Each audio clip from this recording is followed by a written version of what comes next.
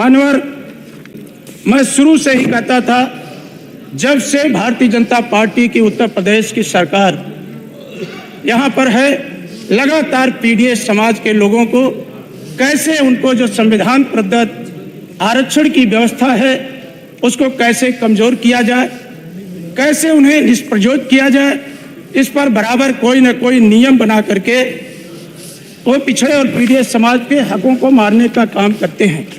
मानवर, सरकार एक तरफ ढिंढोरा पीटती है कि लोकतांत्रिक व्यवस्था को मानने वाली सरकार है और दूसरी तरफ लगभग 10 साल से ऊपर हो गया विश्वविद्यालयों के अंदर जो सर्वोच्च कार्य परिषद होती है उसके चुनाव को नहीं कराया जा रहा है।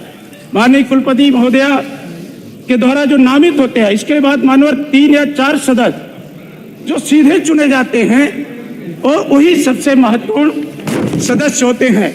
लेकिन आए दिन देखा जा रहा है कुलपतियों की मनमानी के कारण मानवर आज पिछड़े और दलित वर्ग के छात्रों में विशेष आक्रोश व्याप्त है। मानवर, भारतीय जनता पार्टी की सरकार ने कहा था कि हम सबका साथ, सबका विकास और सबके विश्वास के साथ आगे बढ़ेंगे। लेकिन मानवर, अगर कुलपतियों का चयन ही उत्तर प्रदेश के अंदर देख लिया जाए तो जितने राज्य विश्वविद्यालय हैं, हमारी सरकार पे तो आरोप लगाया जाता था कि एक जात विशेष के कुलपति नामित हो रहे हैं। मानवर, उस समय जो कुलपति थे उनका लेखा जोखा देख लिया जाए, आज जो कुलपति विश्वविद्यालयों में नियुक्त हो रहे हैं मानवर, अगर उन्हें देख लिया जाए तो आज एक खास वर्ग के लोग विभिन्न राज्य विश्वविद्यालयों में कुलपति नियुक्त हो रहे हैं। आज हाशिए पर पड़ा पीडीएस समाज, जिसको बार बार अब कहते हैं कि हम सत्ता में भागीदारी देंगे, कुछ उनके जो नेता थे वो भी बार बार कहते थे, लेकिन आज वो मौन क्यों है, हमारे समझ से परे है। अगर देखा जाए मानवर, विश्वविद्यालयों के अंदर कुलपतियों में मेरे पास पूरी सूची है मानवर। यूपी की 3 यूनिवर्सिटियों में एक ही जात, एक ही संवर्ग से मानवर 30 में से 22 पर एक ही वर्ग के लोग नियुक्त हो गए। तो मानवर, ओबीसी समाज कहाँ जाएगा, दलित समाज कहाँ जाएगा? जितने आप राज्य विश्वविद्यालय बना रहे हैं उसमें जो प्रोफेसरों की नियुक्ति हो रही है, असिस्टेंट प्रोफेसर की नियुक्ति हो रही है, जो हमें 1973 का आपका अधिनियम है जिसके तहत हमें हक और अधिकार मिलना चाहिए, आप उन हक और अधिकार को किनारे कर दे रहे हैं।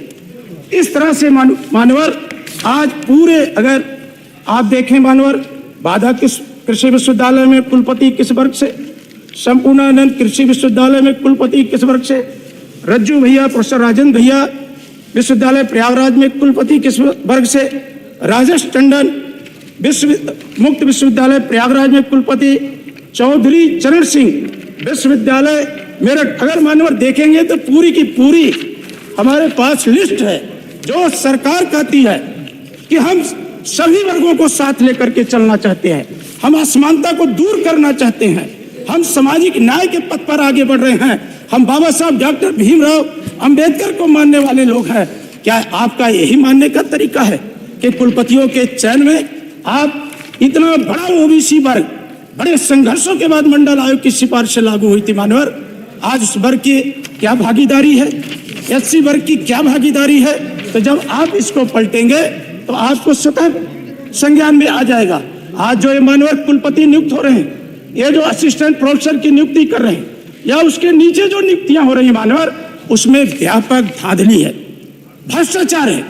आप खुद राज्य विश्वविद्यालय महाराज सुहेल देव के नाम पर जो आजमगढ़ के अंदर स्थापित विश्वविद्यालय है, आप उसकी समीक्षा कर लें मानवर, तो देखेंगे आरक्षण में सबसे ज्यादा विसंगति वहां के विश्वविद्यालय में है। आप जो इलाहाबाद के अंदर आपका लॉ विश्वविद्यालय, राष्ट्रीय विश्वविद्यालय, उसके अंदर जो कुलपतियों की नियुक्ति है, अगर उसको आप देख लेंगे मानवर, तो कहीं न कहीं ये मिलेगा कि उत्तर प्रदेश की सरकार आज पूरी तौर पर पिछड़े वर्ग और दलित वर्ग को, हमारे नेता बार बार माननीय अखिलेश यादव जी कहते हैं कि पीडीएस समाज को आपको समझते ही नहीं, उनके अंदर जो योग्य उम्मीदवार हैं उनको आप एनएफएस करके ये दिखा देते हैं कि कोई योग्य उम्मीदवार ही नहीं मिला। तो मानवर, इस तरह का ये उत्तर प्रदेश के अंदर काम कर रहे हैं। राज्य विश्वविद्यालय अधिनियम 1973 के अंतर्गत नियुक्ति प्रक्रिया संचालित होती है, परंतु इसमें भारी अनियमितता मनमानी देखी जा रही है।